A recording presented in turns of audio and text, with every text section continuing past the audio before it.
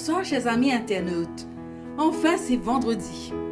Pour ceux qui ont dû travailler pendant ce temps de crise à la maison ou ailleurs, ceux qui sont confinés, en quarantaine ou sont souffrants, que ce soit à l'hôpital ou chez eux, qui dit sabbat dit repos.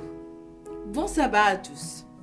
C'est avec un cœur rempli de joie que je me tiens devant vous pour la louange et l'adoration.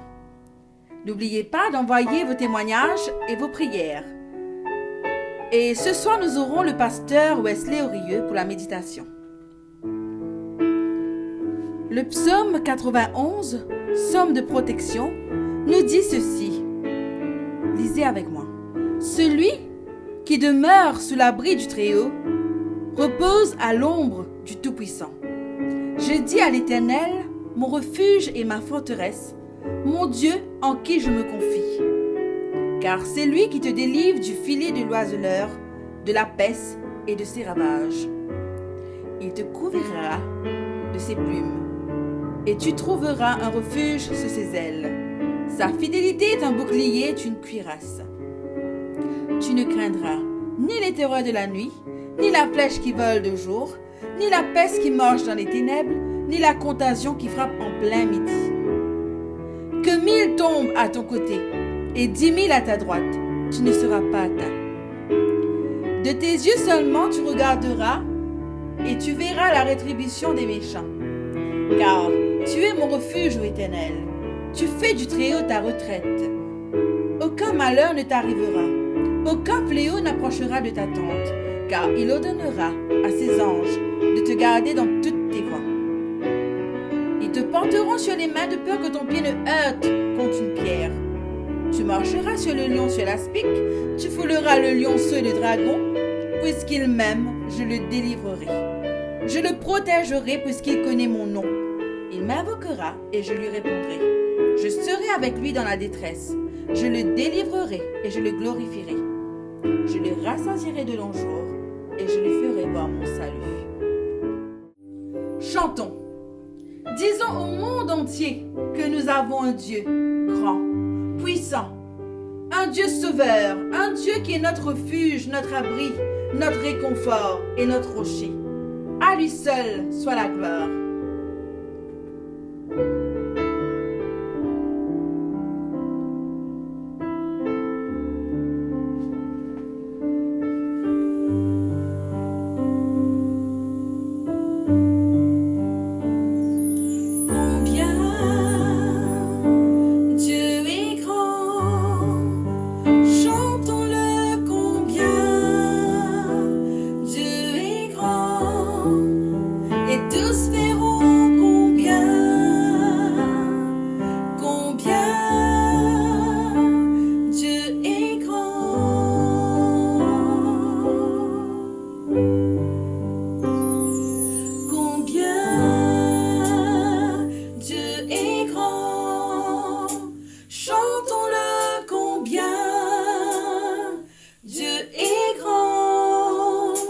Et tous verront combien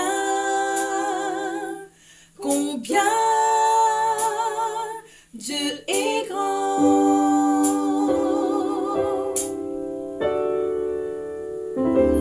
How great is our God? Sing with me, how great is our God, and all will see how great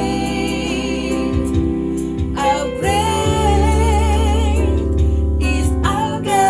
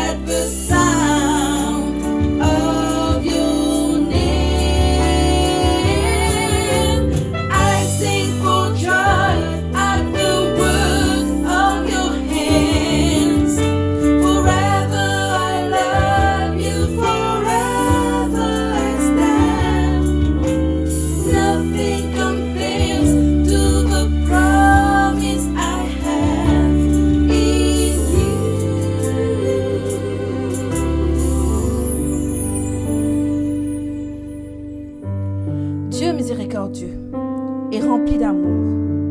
En ce temps de pause, nous te louons et nous te rendons gloire. Merci d'être là à chaque fois que nous faisons appel à toi. Nous avons besoin de toi en cet instant même. Nous avons besoin d'être avec toi. Nous avons besoin que tu poses ta main sur nous. Nous avons besoin d'entendre ta voix. Tant de choses se succèdent. Nous nous sentons dépassés et abattus. C'est pourquoi maintenant, dans le calme, nous te demandons ta présence à nos côtés.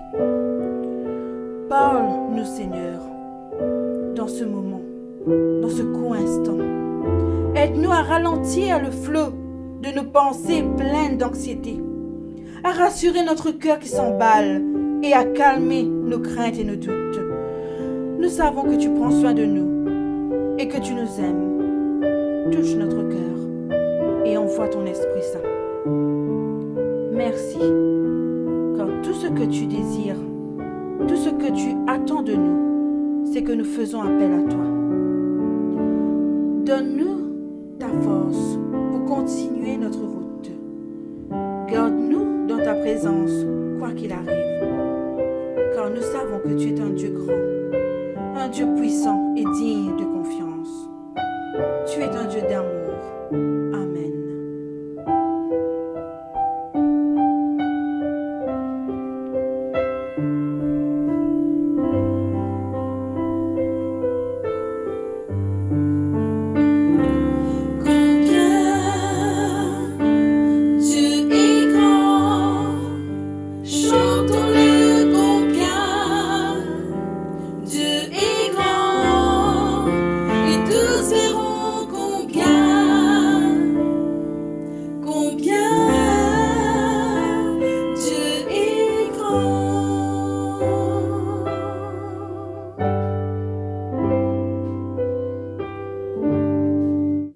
La souffrance, la maladie, la détresse, la solitude.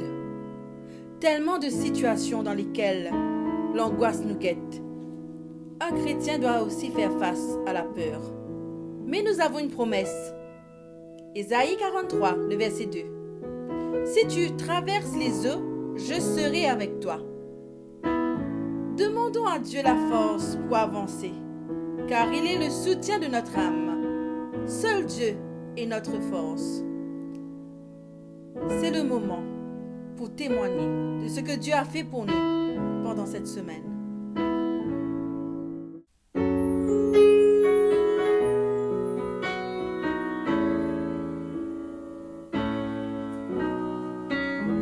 Seigneur, tu es la force, l'amour qui brûle en moi comme une flamme. Le soutien de mon âme.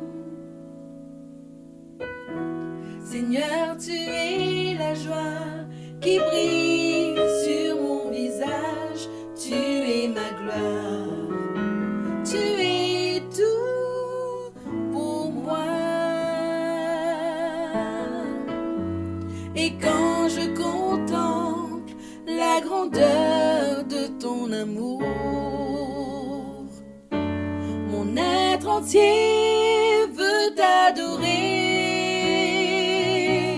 Tu es le chant que je chante, tu es la mélodie de mon cœur, à jamais le sujet de mes louanges.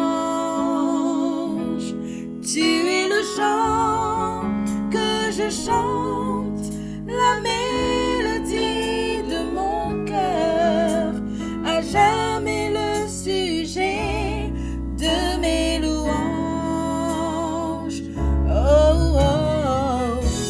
Seigneur, tu es la force, l'amour qui brûle en moi comme une flamme, le soutien de mon âme.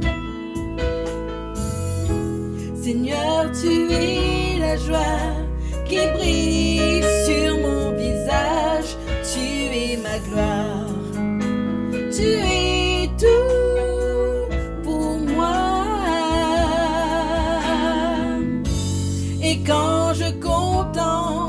la grandeur de ton amour. Mon être entier veut t'adorer. Tu es le chant que je chante, tu es la mélodie de mon cœur, à jamais le sujet de mes louanges. Tu es le chant que je chante, la mélodie de mon cœur, à jamais le sujet de mes louanges. Tu es le chant que je chante, la mélodie de mon cœur, à jamais le sujet de mes louanges.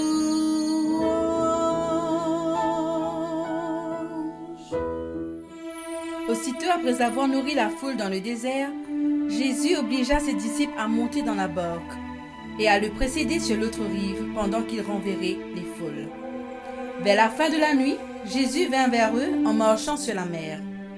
Le voyant marcher sur la mer, les disciples furent bouleversés. Pierre prit alors la parole. « Seigneur, si c'est bien toi, ordonne-moi de venir vers toi sur l'eau. » Jésus lui dit, « Viens. » You call me out upon the waters, the great unknown, where feet may fail. And there I found you in the mystery, in oceans deep, my faith will stand. And I will call upon your name and keep my eyes above the waves. When oceans rise, my soul will rest in your embrace. For I am yours and you are mine. Oh, you are mine. There is power in the name of Jesus. There is power in the name of Jesus. There is power in the name of Jesus to break every chain, break every chain, break every chain, to break every chain, break every chain, break every chain. Il y a puissance dans le nom de Jésus. Il y a puissance dans le nom de Jésus. Il y a puissance dans le nom de Jésus. Briser les chaînes, briser les chaînes, briser les chaînes. Briser les chaînes, briser les chaînes, briser les chaînes. Et la puissance dans nos Jésus. Et la puissance dans nos Jésus.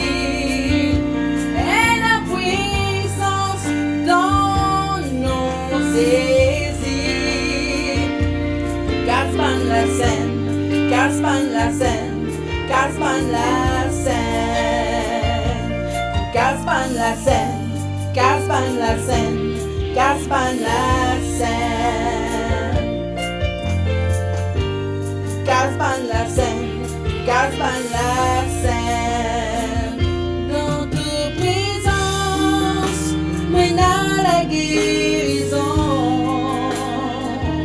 Dans ta présence, me sentis-moi plus fort. Dans ta présence, mène à la délivrance.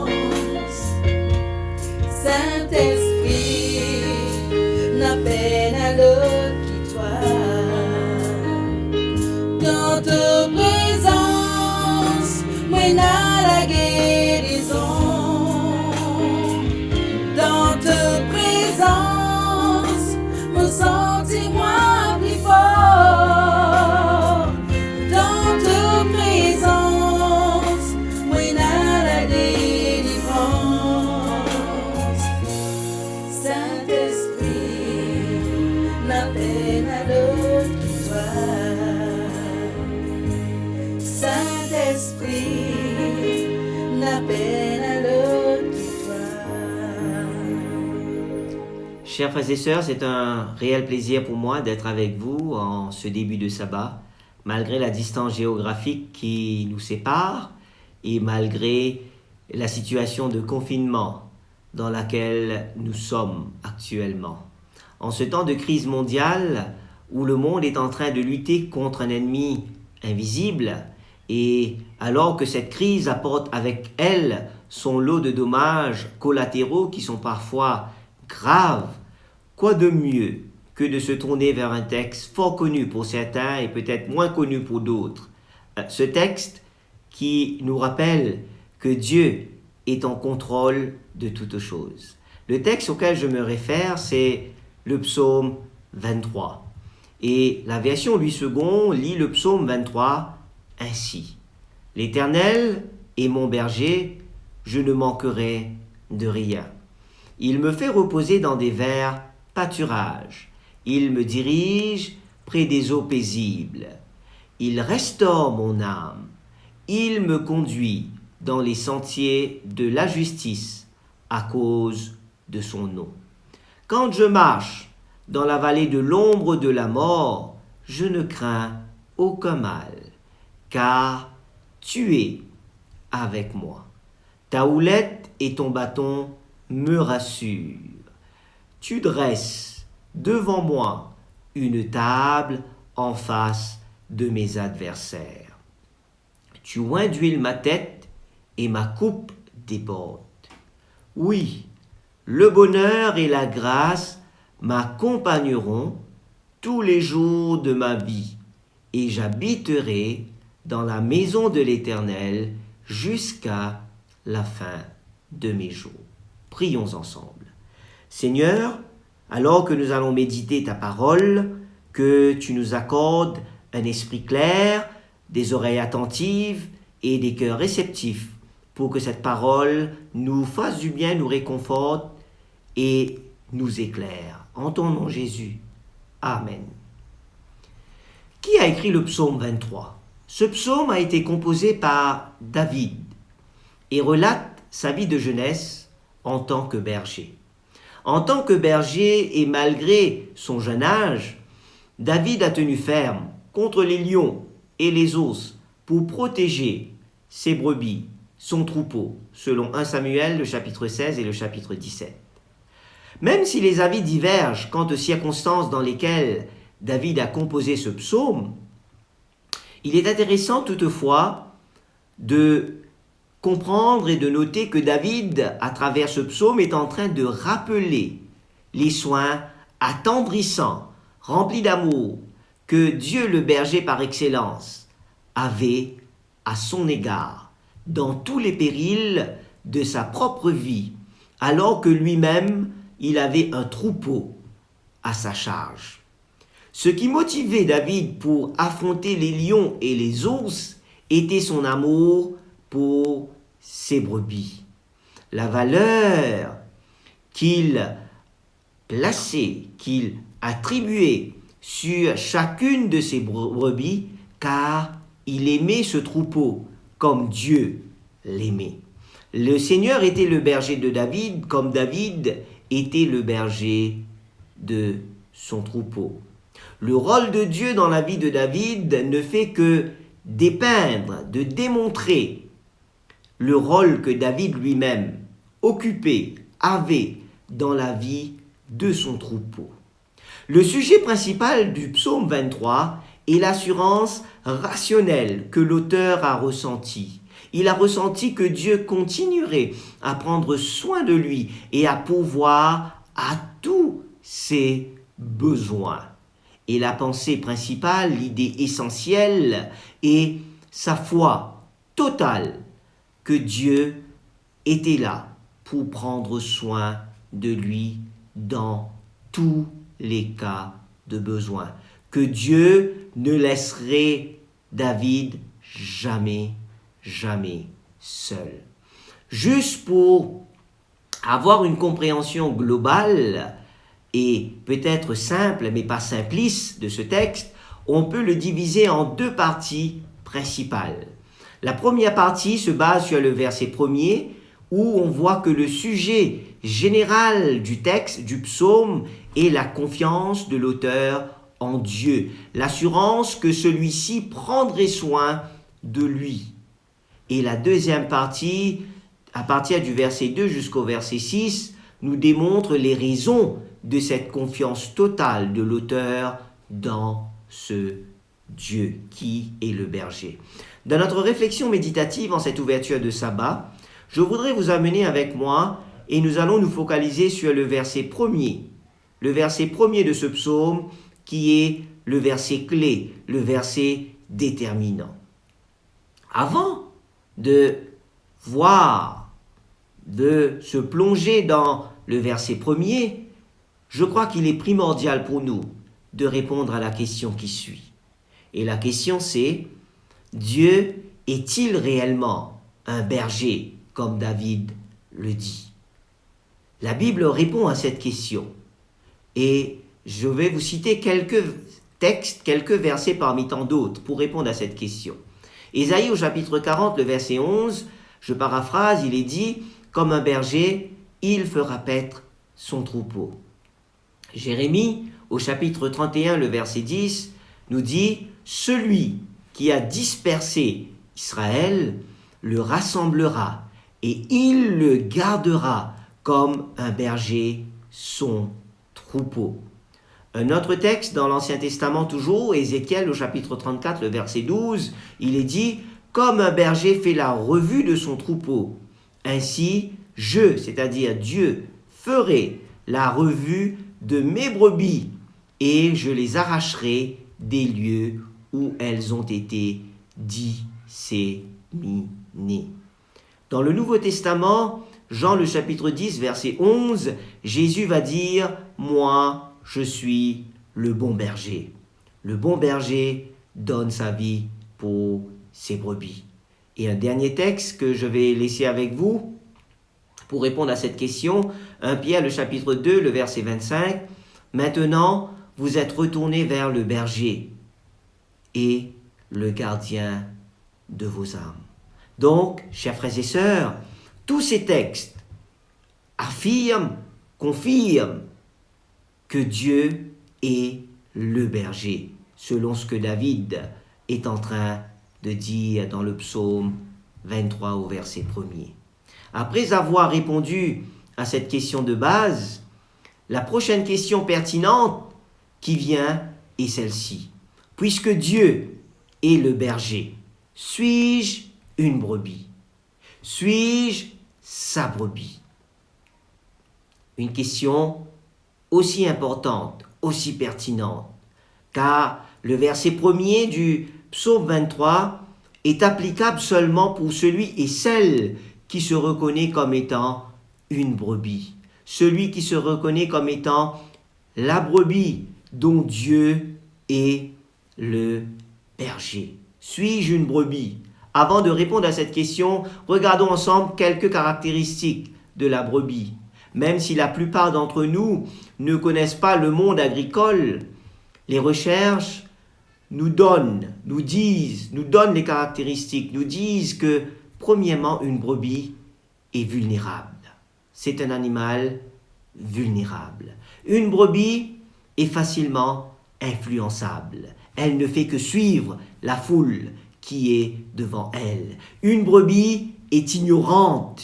Elle ne connaît pas grand-chose. Une brebis est un animal sans défense.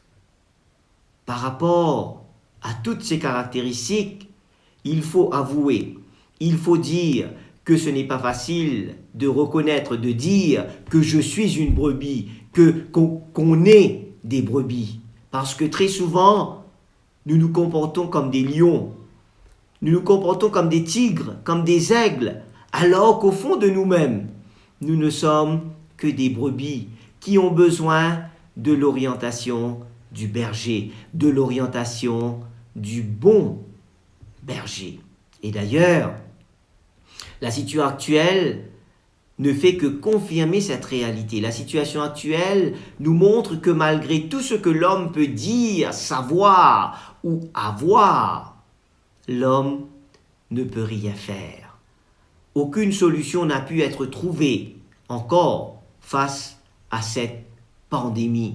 Et cette situation aujourd'hui touche tout le monde indistinctement. Et l'homme n'a plus le contrôle dont il pensait avoir. On est en train aujourd'hui de dire que toute la terre est à genoux devant cette crise sans précédent.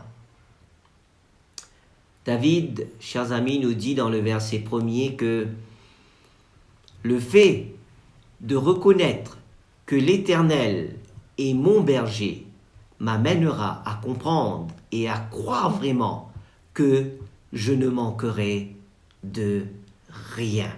Reconnaître maintenant, aujourd'hui et chaque jour que l'Éternel est mon berger m'amènera à ne rien manquer maintenant, aujourd'hui et même à ne rien manquer pour demain, pour après-demain, pour l'avenir. Mais qu'est-ce que cela veut dire? Je ne manquerai de rien. Est-ce que cela veut dire pas de problème? Ou encore, est-ce que cela veut dire pas de difficultés financières? Ou est-ce que cela veut dire pas de problèmes familiaux? Je ne manquerai de rien voudrait dire pas de crainte pour l'avenir? Ou encore, pas de maladie ou pas de pandémie? Loin de là. Car David se référait à sa vie de berger, où il faisait bel et bien face à plusieurs difficultés lorsqu'il était en train d'écrire ce psaume. Il faisait face à plusieurs dangers lorsqu'il a composé ce psaume. Les lions et les ours étaient constamment à la poursuite de son troupeau. Et lui, en tant que berger, il avait la responsabilité de défendre ce troupeau. Vous pouvez vous demander, quand est-ce qu'on ressent un manque? Quand est-ce qu'on ressent un manque dans notre vie? C'est quand il y a un besoin. Nous ressentons un manque quand il y a un besoin. Donc le fait de dire que je ne manquerai de rien, le fait de dire que je ne manquerai de rien comme David, signifie que David avait des besoins multiples. Et il est en train d'affirmer dans ce verset qu'aussi longtemps que l'Éternel serait son berger, qu'aussi longtemps que l'Éternel était son berger, ses besoins seraient comblés, ses besoins étaient comblés par ce berger, et cela l'amènerait à ne pas avoir de manque. Cher ami, la gestion de ta vie par Dieu est la meilleure gestion et la meilleure façon de gérer ta vie que tu pourrais avoir. Cher ami, Dieu sait ce qu'il y a de meilleur pour toi. Dieu sait ce qu'il y a de meilleur pour moi. Et en étant sa brebis, en étant la brebis de Dieu, tu prends la meilleure de toutes les positions possibles pour faire face à toute attaque qui pourrait survenir, pour faire face particulièrement à ce moment de crise sanitaire, à cette pandémie qui est en train de toucher tout le monde. En tant que brebis, tu ne manqueras de rien dans ta vulnérabilité. En tant que brebis, tu ne manqueras de rien dans ton ignorance. En tant que brebis, tu ne manqueras de rien dans ton absence de défense. En tant que brebis, tes besoins financiers, tes besoins en nourriture et en eau seront comblés. Dieu t'accordera tout ce dont tu auras besoin. Ni moins, ni plus. Dans ta maladie, et même si ta situation est aussi critique qu'elle puisse être humainement parlant, Dieu va te donner la paix dans ton cœur. Ne manquer de rien, cela veut dire que Dieu sera avec sa brebis, qu'il prendrait soin de sa brebis, et sa brebis aura tous les besoins, que ce soit des besoins temporels ou spirituelle. Chers frères, chères sœurs, chers amis, dans ce temps de crise, dans ce temps de trouble, où demain semble être incertain, ne veux-tu pas reconnaître que tu es une brebis et inviter l'Éternel à être ton berger? Ne veux-tu pas reconnaître cela? Ne veux-tu pas que l'Éternel soit ton berger? Sans cette décision, le psaume 23 n'a aucun sens pour toi, n'a aucun sens pour moi. Et le psaume 23 n'est pas applicable pour ta vie, n'est pas applicable pour ma vie non plus. Sans cette décision, n'oublie pas que même si demain est incertain par rapport à ce bouleversement aujourd'hui, l'éternité est une certitude, car Dieu est en contrôle et ses promesses vont se réaliser. J'aime à penser que tu répondras favorablement à cet appel en cette soirée et que tu seras la brebis dont l'Éternel est le berger. Je vous invite à courber la tête et nous allons prier ensemble. Notre Dieu, notre Père, nous te remercions de ce que tu nous rappelles à travers ce psaume, le psaume 23, que comme tu l'as été pour David, tu veux être notre berger. Mais pour que cela devienne une réalité, il faut que nous puissions nous soumettre à toi comme étant ta brebis. Aide-nous à faire ce pas. Aide-nous, Seigneur, à avoir l'humilité à reconnaître que sans toi, nous ne pouvons rien faire. Mais avec toi, tu nous as promis que nous serons plus que vainqueurs. Oui, Seigneur, que comme David, nous puissions tous répéter, dire, être convaincus que l'Éternel est mon berger, je ne manquerai de rien. Que nous puissions aussi partager ce message d'espérance autour de nous et qu'effectivement, nous puissions jouir de tes bénédictions remplies d'amour, remplies de grâce que tu as en réserve pour chacun d'entre nous. Merci Seigneur de nous écouter, merci de nous exaucer, merci de faire même au-delà de ce que nous avons pu te demander, car cette prière, je te l'ai adressée dans le nom de Jésus. Amen. Pour terminer cette séance méditative, je vous invite à entonner, là où vous êtes, en famille, entre amis, le cantique au numéro 522. Ne crains rien, je t'aime, je suis avec toi. Que Dieu vous bénisse.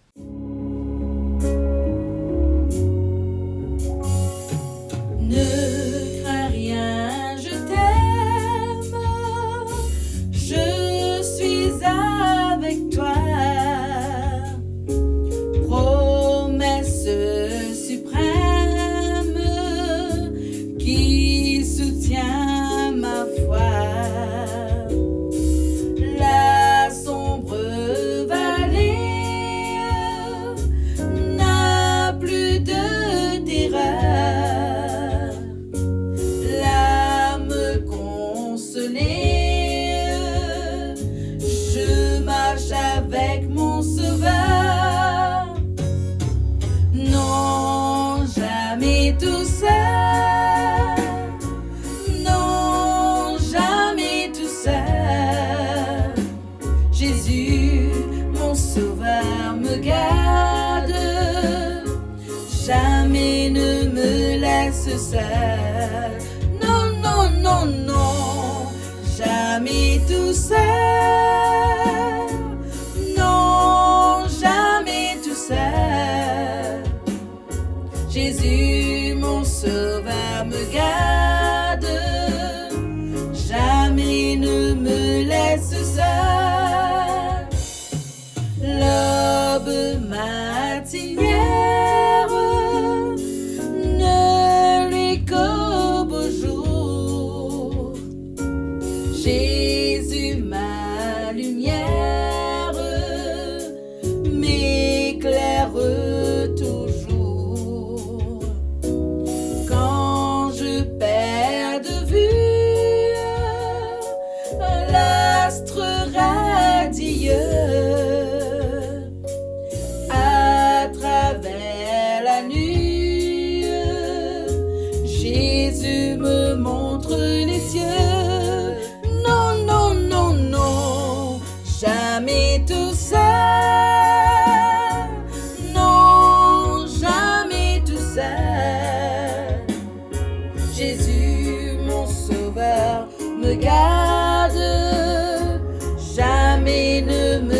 laisse seul.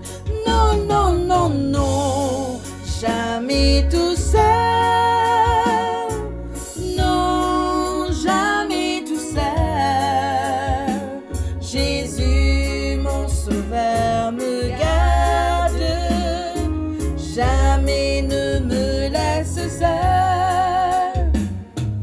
Les dangers accourent, subtil inconnu.